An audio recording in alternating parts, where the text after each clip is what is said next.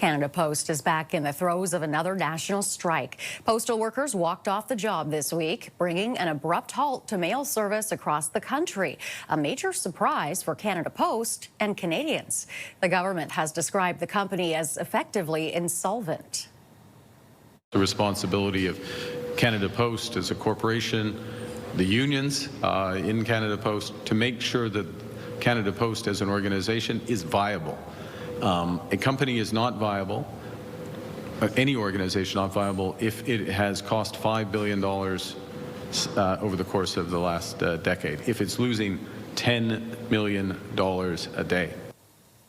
Canada Post says in a statement it has told the Canadian Union of Postal Workers that in light of the significant changes announced by Ottawa, it is reassessing its new global offers and is committed to reaching an agreement with the union. Canada Post is on track to lose $1.5 billion this year, while also getting a $1 billion bailout to remain operational. The Crown Corporation says Canadians should expect delays during the work stoppage, but delivery of socioeconomic checks and live animals will continue during the strike. You can imagine the strike is going to have an effect on small businesses. And joining us now is Dan Kelly, president of the Canadian Federation of Independent Business.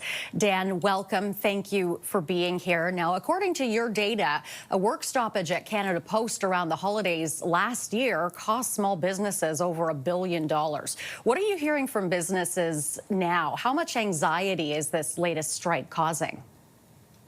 Depending on the sector of small business, a massive amount of anxiety and stress. I had a call from a owner of a business that distributes children's clothing online in Vancouver, and she told me that after having finally a decent summer, now she has her major shipping option, the one that she uses most often, out for the foreseeable future, potentially into the holiday season, which is when she does the bulk of her sales. So gosh, this is deeply worrisome for so many small businesses. They use it for ad mail, which the union stopped distributing last week.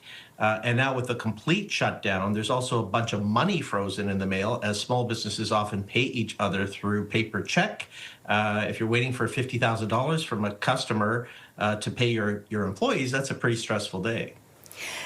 There is uncertainty now. There was uncertainty the last time that Canada Post workers walked off the job. Are any businesses moving away from Canada Post altogether, or at least considering that option in light of the uncertainty?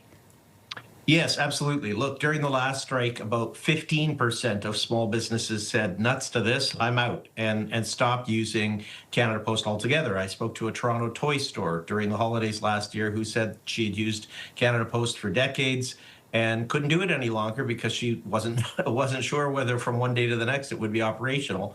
Left to find a private courier option is fine. But I can tell you that that's easier said than done for some companies. If you distribute into rural and remote communities, Canada Post is the only game. Even private couriers use Canada Post to deliver the final mile. So it is pretty critical to a whole swath of businesses across Canada, and it is a lower cost option. I expect, of course, with the, this is a terrible time because we're just on the cusp of the retail holiday season. And what happened last year is that private couriers reached maximum capacity and stopped accepting shipments from small businesses.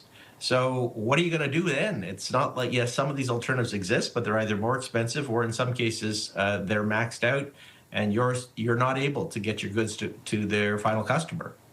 Now, this strike was triggered by the union's objections to sweeping changes to Canada Post's mandate announced this week.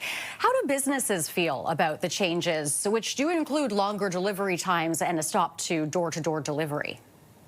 Look, we know that Canada Post needs to make major changes if it's going to be viable. The Prime Minister himself has noted that gosh, if this were a private sector operation, it would have stopped years ago.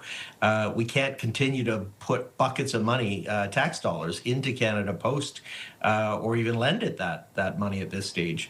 The average Canadian is getting 2 pieces of mail a week. And so do we want to spend billions more on that? So Canada Post absolutely has to cut its costs. The proposed changes from the minister are sensible. I'll add that all of those changes were proposed a decade ago. They were set to go into effect as a result of the Conservative changes before the government changed. Trudeau put the brakes on that, did the country a massive disservice by not getting this done. Dan, we'll have to leave it there. Thank you very much. Great chatting with you. Anytime. That's Dan Kelly, president of the Canadian Federation of Independent Business.